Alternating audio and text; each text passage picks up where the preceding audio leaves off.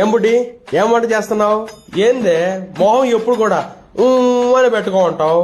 చూడు చూడు ఈ ఆ ఇలా నవ్వు ఎలా ఈ ఆ చూడు ఇప్పుడు మహాలక్ష్మి కళ ఉట్టి పడుతుంది. ఆ అది